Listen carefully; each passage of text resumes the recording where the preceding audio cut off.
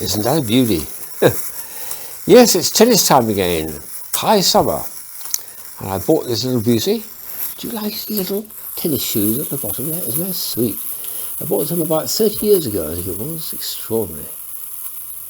And very recently I got his big brother too, only about 2 years ago. Look at him. My goodness, what a... He hasn't got tennis shoes on him, nor a motor either, but never mind. But a nice contrast between the two. 30 years between that toy and that toy.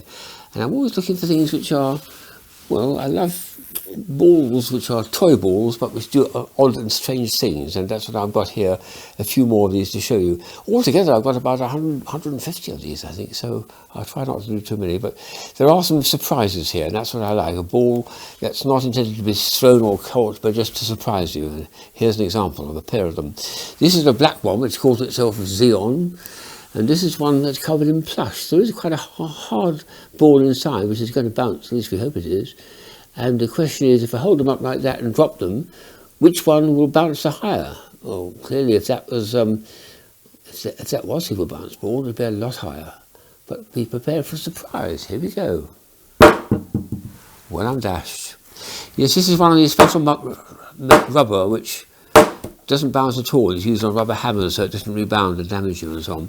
This has got a super bounce ball but inside, but the actual outside surface isn't too thick, so it's not absorbing. It would bounce a lot higher still if it was just a bare ball, but it's a lot of fun to have that inside plush, which makes it look as though it's just go bump and stay there, whereas that one is on that goes in and stays there. So a nice surprise. I like that. There's a charming idea which I think is very popular in America called the 8-ball, which tells you your fortune. And this is something, again, unlike normal ball, you wouldn't hit it or bat it or even throw it, actually, because you might damage it. It's got liquid inside. What you do is you shake it like that, and then unusually you turn it upside down and hold it up and have a look at what's appearing inside. Let's give it a little shake. That's, turn it like that. And it's telling you something there. When you answer the question with a yes or no answer, it will actually say to you, it's going to say, you may rely on it. So there we are, I'll probably do it. Let's do another one. Should I go on holiday next week? Let's see what it says. Look at this. It is decidedly so. Oh, what's a funny way of putting it? I'll do one more. The inside, there's something rather curious going on, so I had to go at taking one of the pieces. I had to because the liquid had lost its colour. So years and years ago, this is the second ball I've got. Years and years ago, I broke one open, and this is what I found inside. That thing you're looking at is actually a 20-sided figure, a duodecahedron, with lots and lots and lots of little fortunes on it, answers to the questions. My sources say no, and, what's this one here? Signs point to yes, and so on. Lots and lots of answers to a question with a yes or no answer, and that's what's going to happen each time you do it. Let's do one more go. Shake, shake, shake, shake, shake. Ooh. Should I go to the cinema tonight? It is decidedly so. It's a funny way of putting it, but it's a very, very popular item that people love playing with, telling your fortune and having something which gives you a very random choice, and you've got 20 different answers to it there. That's good. And here's another strange ball, which again you wouldn't chuck or throw around. It's a rolling ball. It's called, it's one of those fluid motion ones. It's got a heavy ball inside, which is a green with a rather decorative, rather pretty looking spider. And then it's got an air bubble, which you don't worry about. And then the outside, it's got liquid outside, and then a very clear transparent plastic ball on the outside. I can spin it, but it's more fun to make it roll like that. It's a rolling ball, and very, very charming. It has to be done on a very smooth surface, and then it does this extraordinary action. Very nicely done. Now here's a nice development which I've thoroughly enjoyed seeing develop over 30 years. This is something I picked up in 1991 in California, and the guy had started only 2 years earlier making these marbles, usually blue ones, of the ocean. And you see what he's done? He's done a map of the world. He's done global maps here, and he's got, there's all Europe, if I can bring it up into view, and there's America and the Atlantic Ocean, and then the huge Pacific Ocean to the far east, and then it's got Antarctica at the bottom, which you hardly see. But it's fairly crudely done because he's only started about 2 years earlier. Now see what he's done 30 years later. This is something I bought just 2 years ago, and it's absolutely stunning to see how he's developed it. I'll set it with Antarctica at the bottom and gently turn it round and round like that. Oh, well, there's a white bit there, which is going to be the Arctic. There we are. Difference in size, of course, but he's done so much more to the artwork to make it actually work well. And the firing in the kiln to glaze it at 1,000 degrees means the actual printing on it is safe for forever, really. It won't come off.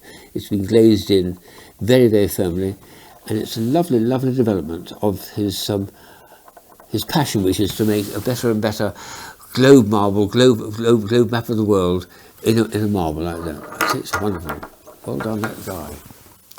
And here's a couple of, the last three are all ones which require strings on them and things.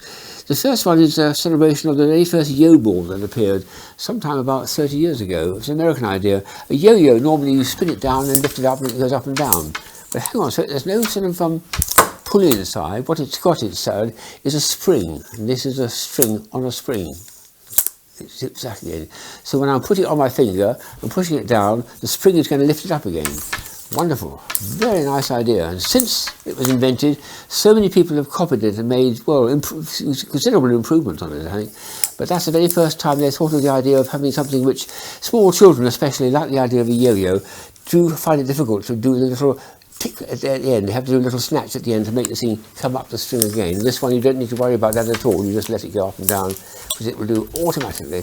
And it encourages kids perhaps to move over to a proper yo-yo, which relies on having a bit of dexterity. That's a good start, though. And then another one which has been hardly ever copied at all. It's a little German businessman I saw at Nuremberg Toy Fair in the very first year there, 1980, invented catchball. And it's got a ball there and elastic bands, and the idea is to flick it from hand to hand, and it's going to pull it from that hand to that hand. You've got to then put your hand around it. I caught that one, but I didn't catch that one. There we are. So he stood on his stand all day long, very smartly dressed, very small and dapper, and did that as he chatted to you like, and he was able to do it without actually having to watch it at all. I'm having to practice it because I haven't done this enough time recently, but it's a nice idea to let it go and instantly put your hand around it and catch it. It's called catchball. It's never been copied in the Far East. It's a German product, and it's still available too. But very clever little simple idea. And the last one is something that reminded me of a beach ball. I've seen beach balls covered like that with lovely stripes in it. But this one's in a sort of string bag which is on, and it's got these yellow things which turn out to be handles. And it suddenly dawned on me when I was looking at the packaging, this was one of those, what I call the old button and threads, when you do an action like that and you pull, pull, pull. That's what you do. So here we go. We wind it up like that, and we pull, release, pull, release, pull, release. Look at that. Isn't that beautiful? And the ball is not a button, but a nice, cheerful, little small beach ball to make that effect like that. That works very well, and very soft little rumbleness on it too. Ah, I'm having a wizard time. Are you?